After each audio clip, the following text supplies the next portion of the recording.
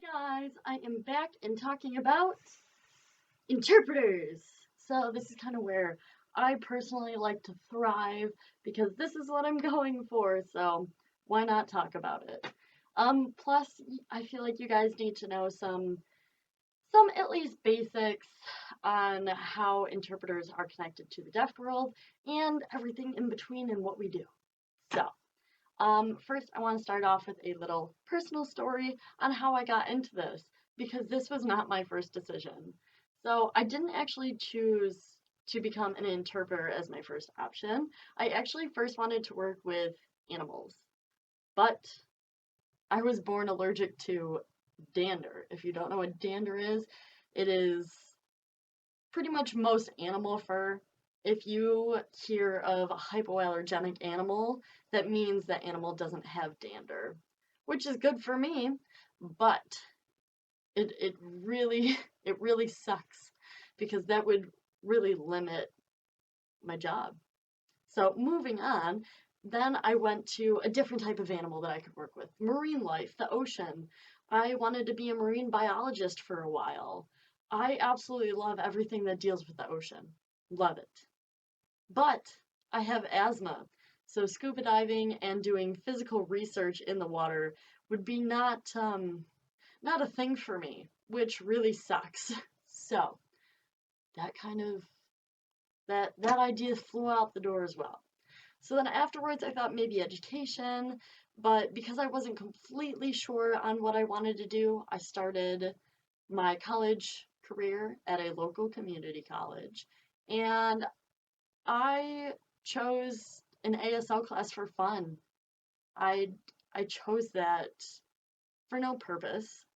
At that point, ASL wasn't even accepted as a foreign language credit, so I was literally taking this class for fun because I had interest in it. Just simple interest. That's all it takes. That's all it was. And this is where I like to say I didn't choose ASL. ASL chose me because, as I said, I chose the class out of pure interest. And my my first day, I was head over heels in love with this class. I was in love with the language. I don't care how minimalistic I learned that day. I went home that day talking my mom's ear off about how much I loved my professor, how much I got to know the other students in the class, and how much fun we were going to have because you just felt that it was the vibe of the room and everyone was genuinely interested to learn ASL. And there was a full class of people just interested in learning ASL. Remember, this wasn't a foreign language credit. This was pure interest. And the fact that there was a full classroom, it made me happy. That class made me happy. We had so much fun in that class. And I ended up becoming a TA afterwards, a teacher assistant, and I helped my professor for the next 3 semesters after that because I just was so in love with ASL and everything in between. So, going to Cuca really changed my perspective though, because GCC, the community college I went to, was again out of I didn't know what to do, and as soon as I figured that out, which was being an ASL interpreter, I had very limited options on where to go, but Cuca felt like home. So I chose that, and that's where I really dove deeper into the interpreting aspect, and I have loved every bit of it so far. Granted, it's been difficult, but as is any major, college is hard. So, with that said, that was my first side note. Um, and so now I want to talk about the difference between interpreting and translating, because anytime a interpreter comes to a position and they show up and they're like, "Hi, I'm the interpreter for the deaf person," they're like, "Oh, you're the translator," and I'm like, "No, that two different terms there, buddy. Two different." So translation is actually just about word for word from one language to the next. But if you think about it, interpretation spices things up a little bit because you find the phrase, the purpose of the phrase, and two different interpreters could take that phrase and sign something completely different. Why? If you think of the example of performing arts interpreters, so taking a song, and even if you listen to a song, your interpretation can be different to the next because it's all based on experience and your attitude and what you've gone through in the past. That's what influences your interpretation of a song. So a sad song might bring back happy memories to me because that was a song that me and my grandpa listened to when I was younger before he passed away. But on the other hand, it might be a really sad song to somebody else because it may remind them of a breakup. I don't know. So that is interpretation. So it's finding the meaning, the purpose of the phrase, and interpreting that, going along with it. Um, so that is the difference. Now is now the issue about learning another language is that you have to be really good at your first language, which is described as your L1, your first language, mine being spoken English. If your L1 is iffy, well, then your second language, or your L2, will be even more iffier. And nobody wants that. Nobody wants an iffy interpreter. Like, yeah, like here's most of what I got out of the information that they just talked about. Nobody wants that. That's a bad interpreter right there.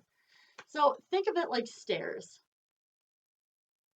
So your L1 is on the third step, and you want to start another language. So your L2 is on the ground floor. So the more you build and learn and acquire the language for one, you're doing the same for the second. So now that your L1 is on step 7, your L2 is on step 5. So think of it as stairs. The more you build up your L1, the more you build up your L2. It's all linguist acquiring skills. You follow? So, yep. Here I go again with the notes. I just have so many, I don't know what to tell you guys. But sadly, our time has come to an end very soon. So, another thing about learning another language is that when you become good enough to say you're bilingual, knowing 2 languages, that is a great accomplishment. The fact that you took time and effort to learn another language, to communicate with even a bigger pool of people, that is amazing. Be proud of yourself. Pat on the back even. Go ahead, take a minute. But going to school to become an interpreter, I personally will end up becoming bi-bi, meaning bilingual as well as bicultural. Because in order to properly communicate with a whole different culture, an interpreter needs to be able to understand their culture as well to perform correct social norms and understand how their history has affected who they are now. Not just specifically one person, but their entire group in general. I showed you guys my resources. The amount of culture books that I have is amazing. I love it. This isn't even sarcasm. I love it. All right, so still moving on. While interpreting, you have the source language and the target language. The source language is where the information is coming from, while the target language is who you're trying to produce the language to. So source, information from, target language is information to. It's a big flow, and you know what? It goes the other way around. So, yeah, with that said, there's 2 different types of interpreting though. So we got to kind of go back again. We have consecutive and we have simultaneous interpreting. So consecutive interpreting is the source expressing their point to the interpreter interprets to the target language, and then it switches. Goes the other way. So then the target language becomes the source language. They say something, blah, blah, blah. Interpreter, and then target language. You follow? So, consecutive interpreting is only used about 10% of the time when it comes to scenarios of interpretation, but it is still used. So this is why I'm telling you, because there are examples of this, obviously, or else I wouldn't be doing this. So scenarios, it is used are in typically interviews and appointments. So from the source language, asking an interviewee questions to doctor's appointments, and the doctor has to ask medical questions to, say, a deaf person, a deaf participant.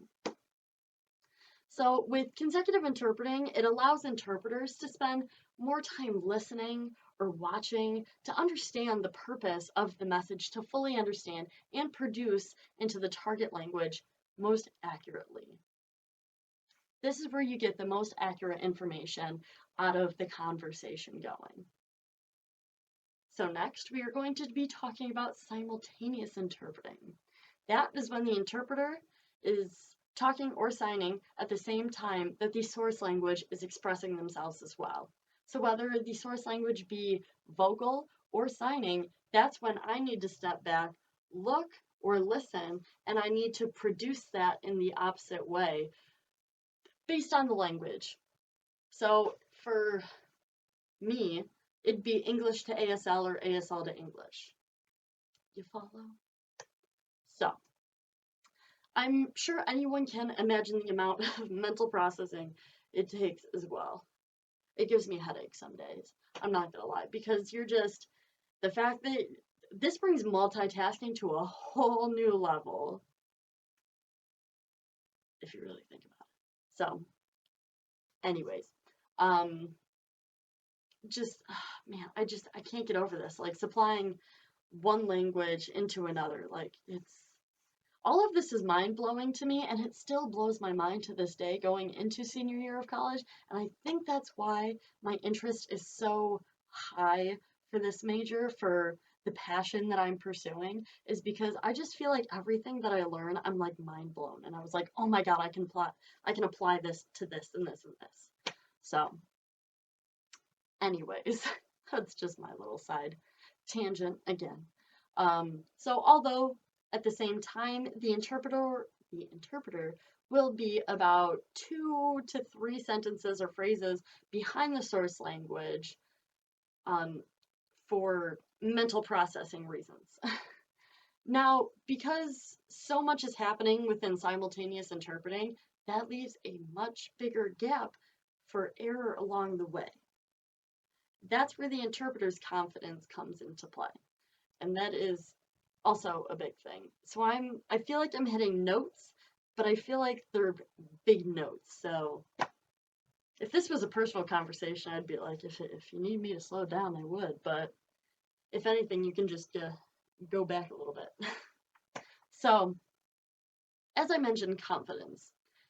Interpreting in general takes confidence. Like, you are giving information to somebody else, and that needs to be as accurate as possible, especially in the medical field or even law when it's life or death. Think about it. You don't want that iffy interpreter that's like, hey, yeah, you're gonna die in like 3 to 6 months, and the doctor's like, you have 3 months to live because you have cancer, and it's like, you're gonna die. That's awful. That's a bad interpreter. Moving on. So think about it. If you were a deaf person getting iffy information, you wouldn't want to trust that interpreter because they could be telling you anything. But confidence is hard to find, especially in a major where you're constantly finding your weaknesses, where you're pointing out your mess ups and your flaws constantly, class after class, time after time, after every job, and you're like, what did I do wrong? Or you sit down at the end of a long day of interpreting and you're like, oh, I messed that up. And you just can't go back to fix it. But you know what? You take those negatives and you change it into positives on how you can improve. I promise there's always a bright side, but sometimes this really just builds up an interpreter and it kind of eats at you a little bit. I'm not gonna lie. I've gone back to my dorm after a class and been like, wow, I can't do this. Like, you just feel defeated at sometimes. I'm not gonna lie. Not every job is perfect though, but every job takes a lot of work. Every job takes effort.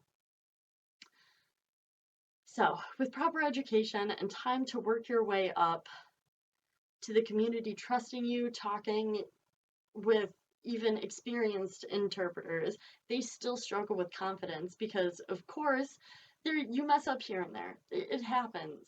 But the point is to get the purpose out accurately. But if you mess up, the goal is to act casual like it never happened and you move along swiftly with it. That is the goal. And another thing,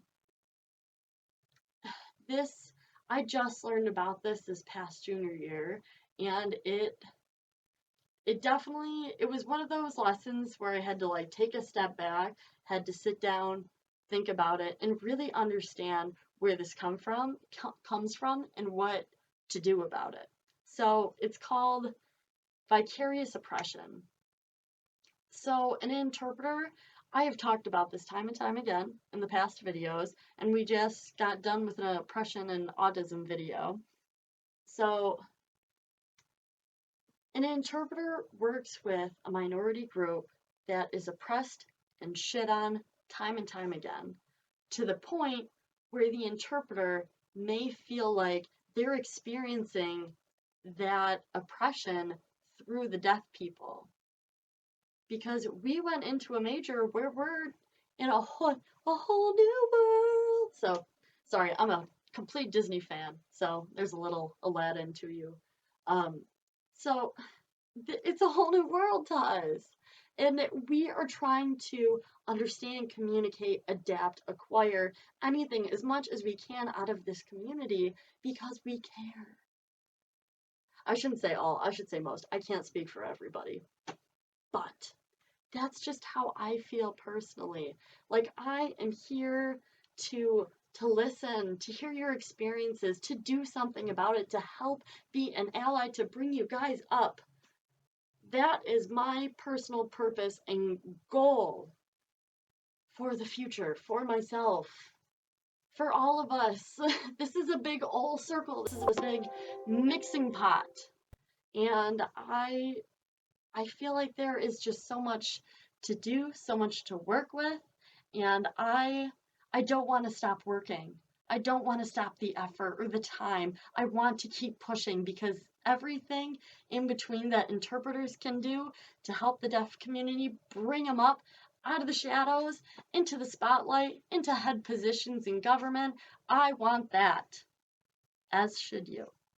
So, once again, go out there, support, be an ally, do what you can because everybody can do something.